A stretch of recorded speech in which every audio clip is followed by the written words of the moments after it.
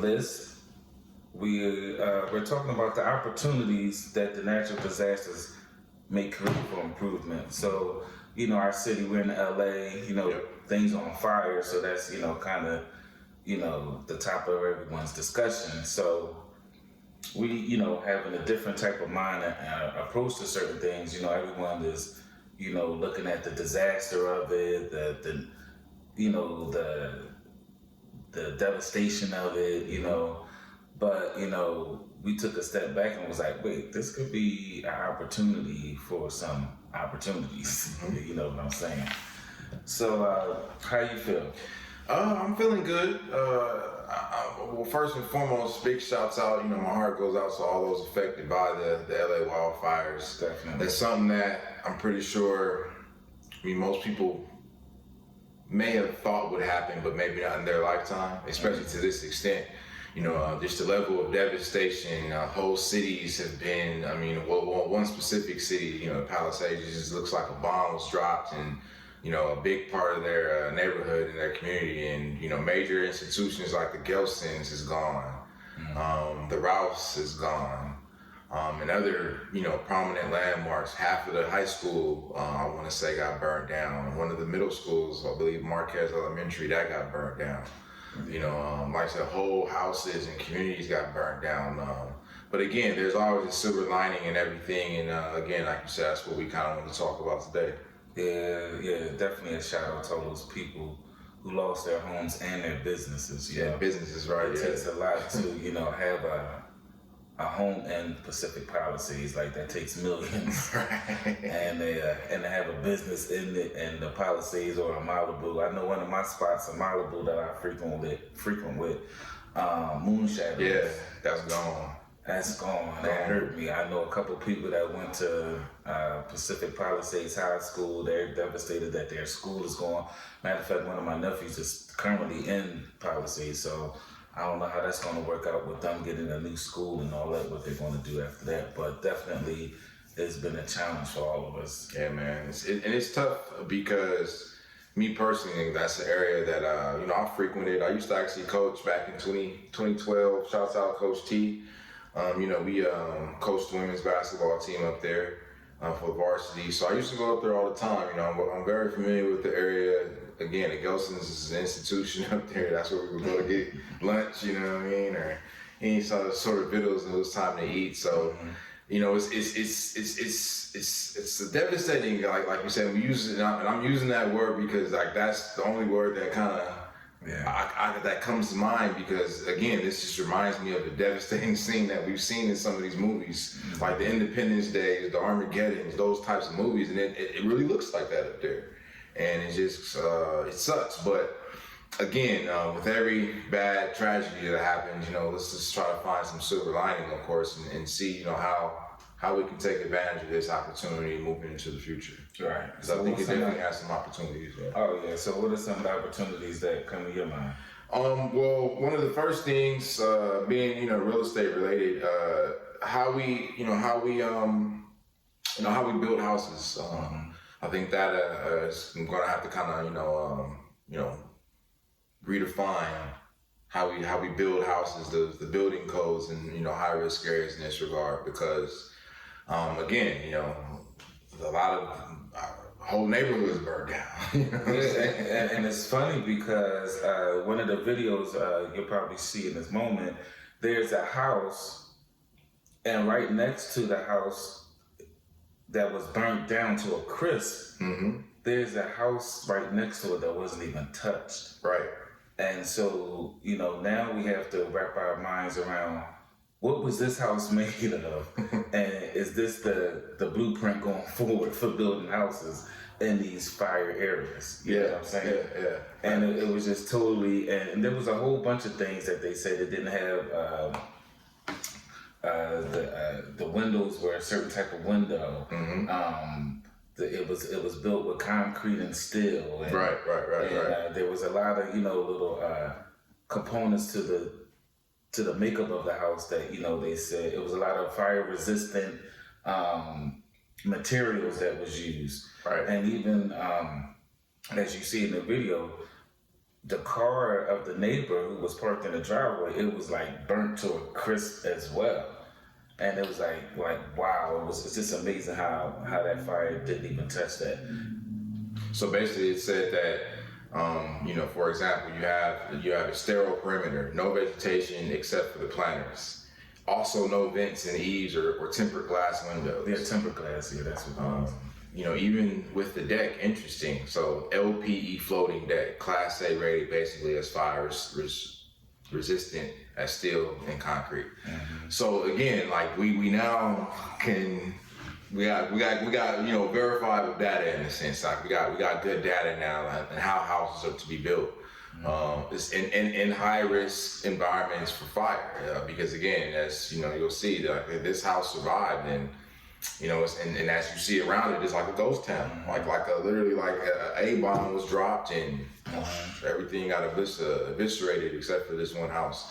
So like I said, it's just different opportunities in that regard. And again, making sure that the next go around, now that we have this information, we understand just the importance of the materials that we use to build, how they're built. I think they said they also had a steel roof. Yeah, and I don't understand how this isn't the standard. Mm-hmm. It should be, since they should. Right. We'll get to that in a minute. But this should definitely, to prevent something like this from happening, steps needed to be taken is that materials used for building these houses in these areas are better, most utilized by using. It's hard, right? It's hard to get from under that tinier shit. I'm telling you now, and we're going to dive into that. But we're trying to, whatever we preach or bring to y'all, we try to, practice ourselves. Exactly. So that's what that's about. But the point I'm trying to make is that this needs to be the premise, the blueprint for how houses are made to prevent having disasters like this. Especially up in that area. Yes, yeah. So you're in a fire zone, right. So using materials that are flammable doesn't seem like the best material to use. And also, too, we got to be mindful that, a lot of these houses were, built probably in the 40s, the 50s, the 60s, when, like you said, building standards and codes and regulations, may not have been as strict as, they maybe are now, per se. Or maybe, they have changed the codes, but because, again, a lot of the homes were older, then they weren't able to be built with these new materials. Mm-hmm. Whereas this house that did survive, it is, subject to these new codes and regulations. But now we at least know that this stuff does work. You know what I'm saying? Like this design, I should say, because that's really in my mind of mine. How I'm looking at this, and because again, we always, what's next? Because some of these individuals won't be able to go back, but a lot of them will. And so, like, what's next? How do we prevent this from happening again? And now we know that. There's a certain way that we're going to have to build these houses moving forward, and like I said, these commercial properties as well. There's a certain way we're going to have to build this stuff, right? So that in the event that something like this does happen in the future, then at least our infrastructure is prepared to take it on. You know what I mean? Yeah, and I think that's you got a lot of flack coming down the pipe to the governor and Mayor Bass and all that, everyone wants to blame someone, so just taking things into consideration will kind of help limit the blame moving forward. When we have, because everyone wants to blame someone. I don't know, are they firing the fire chief and all those people? I know it's like somebody they want heads to roll, but again, that just is still kind of operating that whole paradigm of. Somebody has to be to blame for this. It can't just be, like you said, this event, this natural disaster happened. No one could have predicted, like, the wind was going to be what it was on that day, and it was going to do what it did. But just being the human beings that we are, maybe that's just part of our ego in a sense, believing that we can control the future. And so in this regard, somebody has to be responsible for this, because somebody didn't do their job right. Yeah, and another thing that stands out to me is the loss that you go through, the things that you lose, like, you lose your birth certificates, you lose your social security cards, your Pictures, your art, your marriage licenses, your artwork, like you're saying, you lose a lot of things in that family heirlooms. You lose insurance policies. You lose everything, and so that brings your contracts, right? Lease agreements if you're using real estate. Wills. All types of things. There's a lot. There's a lot that can be used. So that brings us to the next, topic of how to digitize these documents.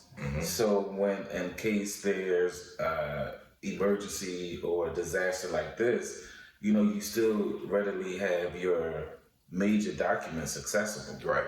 And I really believe that that's a great opportunity for another opportunity for some sort of business, some business opportunity for improvement. Yeah. That's what we're talking about. How this stuff births opportunities for improvement. So I definitely feel as though we could move into an era where our social security cards, driver's license, birth certificates, deeds, and stuff, all that important stuff is digitized. Because here's the thing, as we kind of talked about yesterday, that granted, these things can be replaced, but in the meantime, in between time, business still has to be conducted. So people go still need to see that social security card.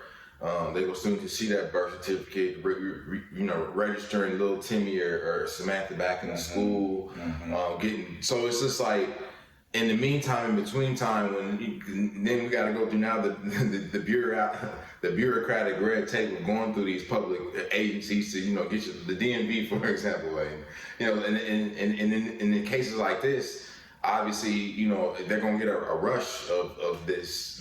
These people need these documents replaced. So it's just like, the physical copy will eventually get there, but in the meantime, in between time, these people still have lives to live.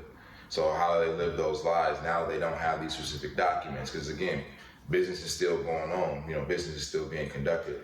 So realizing, like I said, some sort of service where you're able to digitize your important documents, and they get stored in some sort of digital locker, some secure digital locker, of course, because we will be talking. These will be sensitive documents and sensitive information. So, it will need to be secured. But again, some sort of platform where, this happens, so that in the event, something like, a natural disaster in this regard happens, people are still able to, move their lives forward without having to kind of be stuck. Because again, a lot of the things that these people are going to have to be doing just to get life going back again, it's going to require a lot of these important documents, because they're going to have to get, like you said, homes and register the kids in the schools and get new cars and all this stuff. And you're going to have to show your license. You're going to have to show your social security card. You're going to have to show this stuff. You know what I'm saying? File insurance claims. Well, the deeds, so it's like a lot of people not going to be able to do basic business because they're not going to be able to show these documents because they got burnt up, unfortunately. And we got this 2025. I have my debit card and my credit cards. Everything is on my cell phone. Is digitized. So we definitely are ready to move to an era where we could digitize our important documents. So that's not another thing that's slowing anything up, especially when you're in a position of dealing with a disaster or some type of hardship. Yep. And then we got another business opportunity we talked about was, now from a business perspective, is cleanup.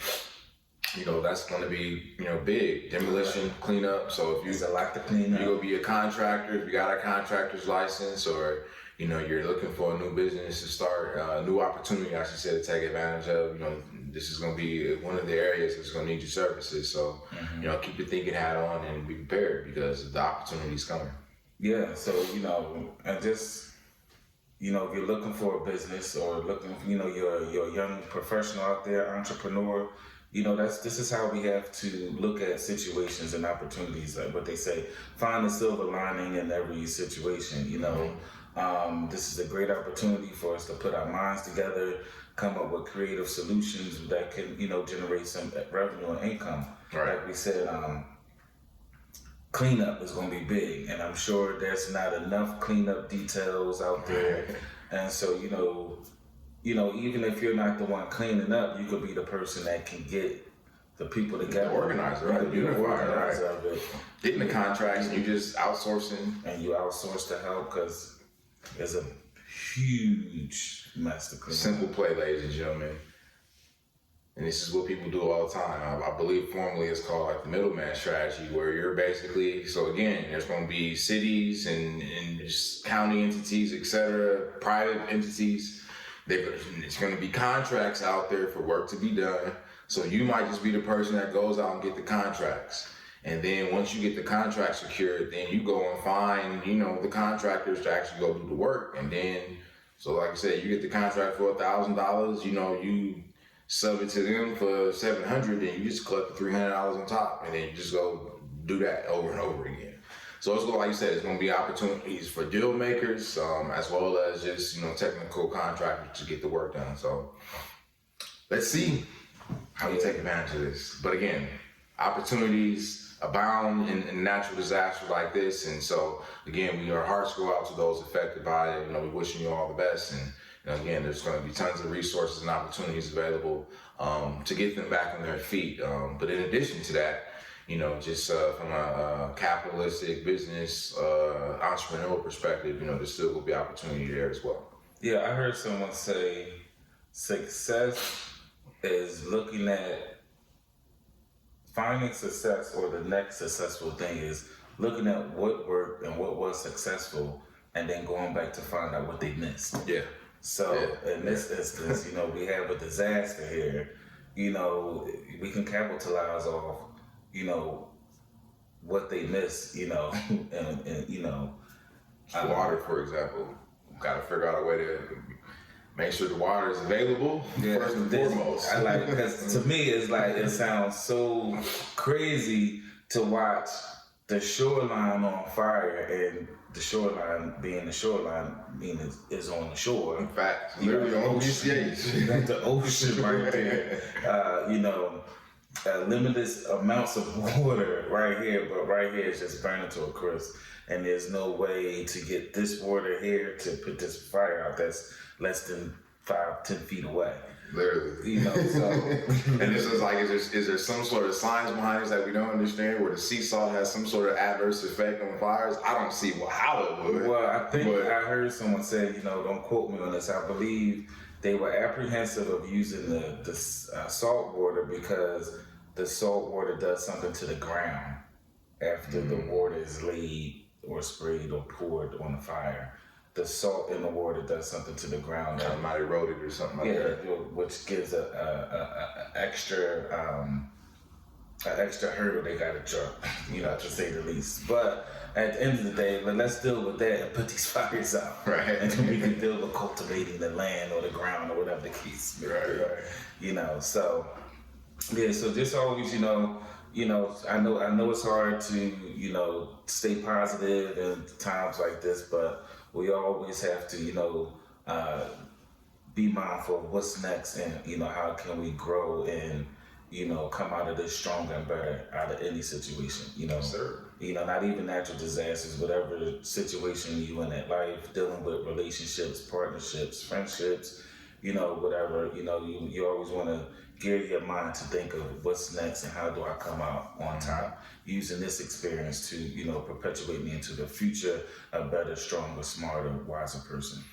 And I want to closing up before we go to the next topic, let's just be mindful, ladies and gentlemen, of, again, like, a natural disaster can happen anytime, anywhere. And I know me personally, I've been thinking about this, how I like, if something was to happen right now, like, would I be prepared? And by prepared meaning, like, do I have a go bag in a sense? Like, to where if I just need to grab a bag and go and be, because again, I might not ever be able to come back, like, would I be prepared? And I realized it was just like, no, I wouldn't be prepared. So maybe we also need to start taking into consideration improving our survivalist skills. Yeah, you know, that's a whole nother thing. Like, well, another episode. We'll say another episode, right? Because I don't know if you know this, but there was some fake evacuation notices that went out in Los Angeles. Yeah. You know, 2 of them went out. You know, and it was saying you are in a dangerous area. You need to evacuate now. And of course they corrected it, and you know, moments later, the other one came out saying pretty much never mind. But in that fraction of a moment, I looked at the phone and seen the alert and was like, oh shit, am I ready to like evacuate? Right. Like, cause I got it was like, I would be SOL. I was like, all right, well, okay. Where would I even go? It's like evacuate where? Yeah. What do I grab? Do I need to grab this? Do I have to call? So it's just like as from a household perspective, like what's your plan for evacuation? You know? Yeah. I think that's something we definitely got to start thinking about.